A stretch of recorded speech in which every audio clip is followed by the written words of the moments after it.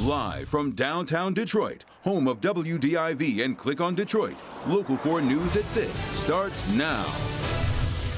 Welcome to your Friday night. I'm meteorologist Andrew Humphrey. Some clouds showing up on Storm Tracker 4, but also some rain and snow. So which makes it here later on tonight? That and your weekend forecast in minutes. Okay, Andrew, we begin, though, with the entire country waiting in anticipation for the FDA to give the green light to Pfizer's vaccine.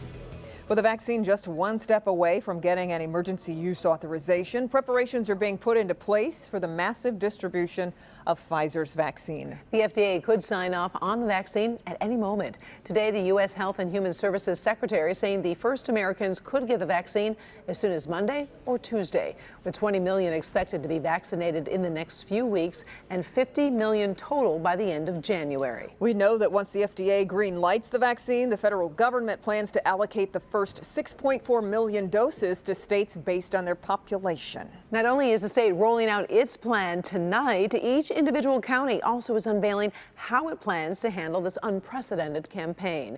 Our Grant Herms is live this evening with the very latest on how Macomb County is handling its vaccination plan. Grant. Well, good evening. One of the most important parts of making sure the vaccine gets out to the people who need it is making sure that county health departments have the space and, more importantly, storage. And today, Macomb County says they think they're ready. When we get the vaccine, we will be able to go ahead and, if you will, immunize and distribute that. Today, Macomb County Executive Mark Hackle announcing his county is ready to receive its first batch of COVID-19 vaccines. It's anticipated possibly next week.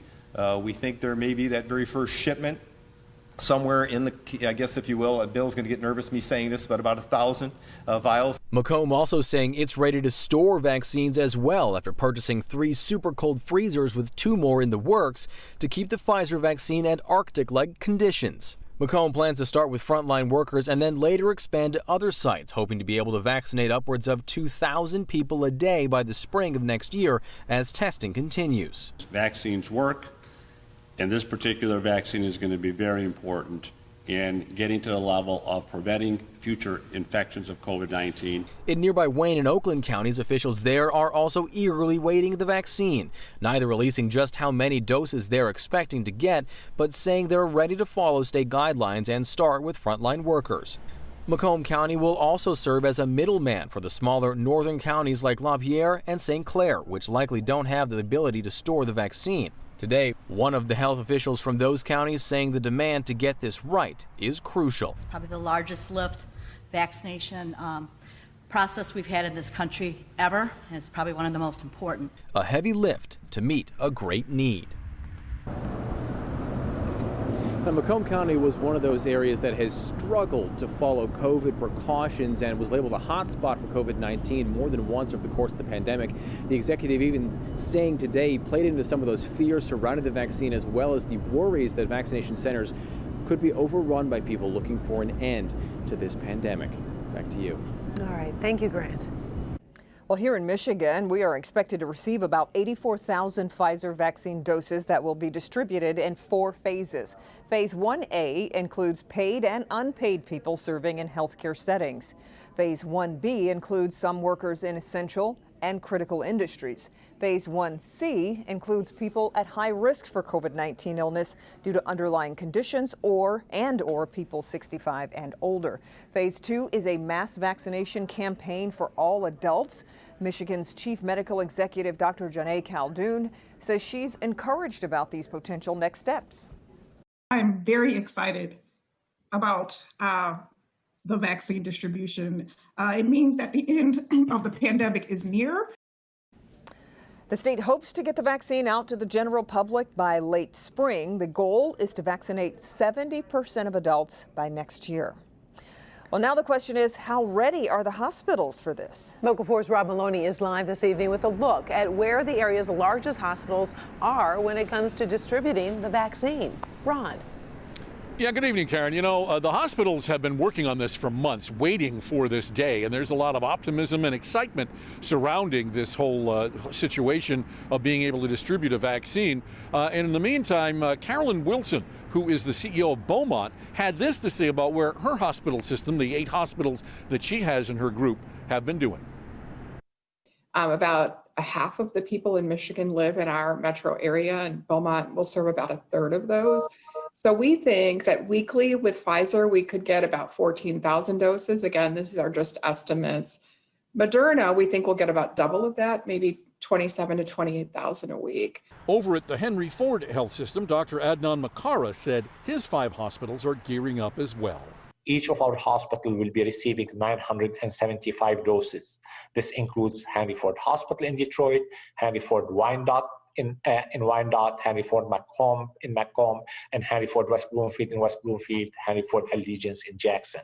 The first to receive the vaccine are the people who have put their lives most at risk throughout this pandemic, the frontline medical worker. The healthcare workers who are involved in aerosol generating procedures are the highest at risk to develop the coronavirus. So these will be some of the healthcare workers who are on top of our priority list. 4 of the Henry Ford hospitals have the super cold freezers to store the Pfizer vaccine. And complicating matters, if you get the Pfizer vaccine, you're going to need 2 doses. And then we'll be getting another allocation, another batch in a couple of weeks to make sure that those same individuals are going to be able to get their second dose. Now, Dr. Makara did say that this vaccine cannot come soon enough. He said his employees are understandably weary. He's got a worker shortage. A lot of people are either dropping out or quitting. He doesn't have enough help. But he did say that they're getting some help from some New York doctors who came here to Michigan realizing that there was help needed because they remembered that they got the help way back in the spring. Back to you. Rod, were you able to find any perspective in terms of where these hospitals are when it comes to fighting COVID?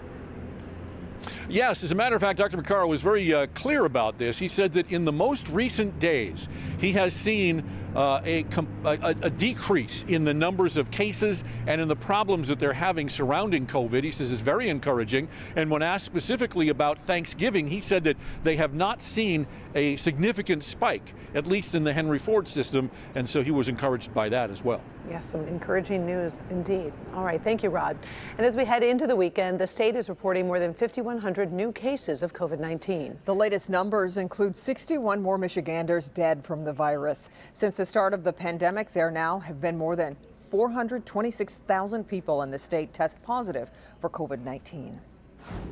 Another sunny afternoon, but now changes are coming for the weekend. Andrew's in for Ben, tracking rain headed this way. Andrew?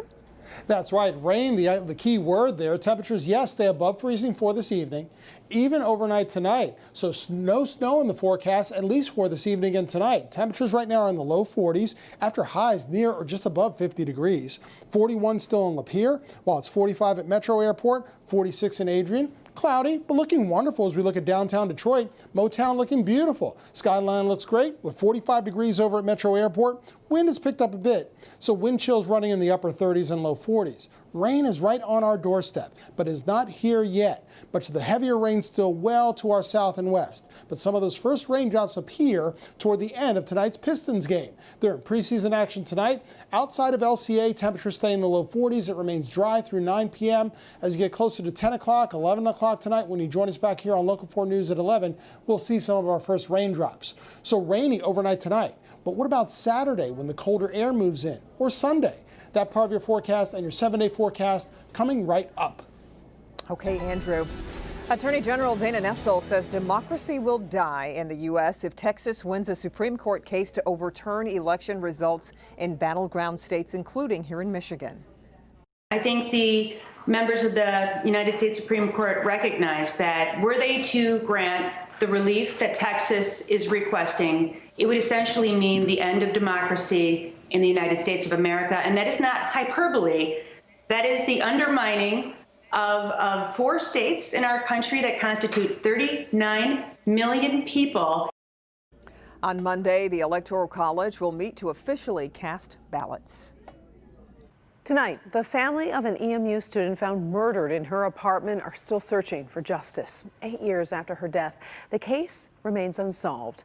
The family of Julia Neiswinder tells the Local 4 defenders they want the Ypsilanti Police Department to hand the case over to state police. She loved Christmas. Here is another holiday without her here. It's just very difficult. I still feel the pain of the first night, when when all this happened. That pain never goes away. That pain never lessens. Julia Neiswinder's mom and twin sister visit her gravesite, honoring her memory and sharing with us their frustration that whoever killed her has never been brought to justice. I still feel anger that it's been 8 years and we were told this is a solvable case. And why has it been 8 years?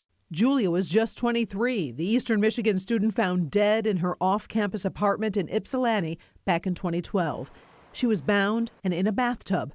Police say she died from asphyxiation associated with drowning. They know what today is, and they know that what this week means to us and how hard it is. And I did reach out and I asked for any sort of update. And the detective did respond. But the family wants more done on the case, and they've asked that the Michigan State Police take over the investigation. I'm not saying they haven't done anything, but I just think that 8 years is a little too long. So it's not an impossibility to have a new person with a new set of eyes look at the case and maybe see something that maybe they missed or they should have looked at a little harder. The family wants justice for Julia, and if you know something, they want you to speak up. Somebody must know some details that maybe could be the clue that actually breaks the case wide open. They can speak up if they have ever heard the littlest thing. If someone said even if it's the weirdest thing, and it sounds like it may relate to Julia's story, call the number. And again, that number for Crime Stoppers, 1-800-SPEAK-UP. You can remain anonymous. We did make several calls to the Ypsilanti Police Department today about the case, and they did not call us back. All right, still ahead, new information about the 2 patients who suffered severe allergic reactions after taking the COVID vaccine. What we are learning about those women and what they're allergic to. But first, shots fired during an Oakland County home invasion, the arrest made in the case, and the ongoing search for more suspects next.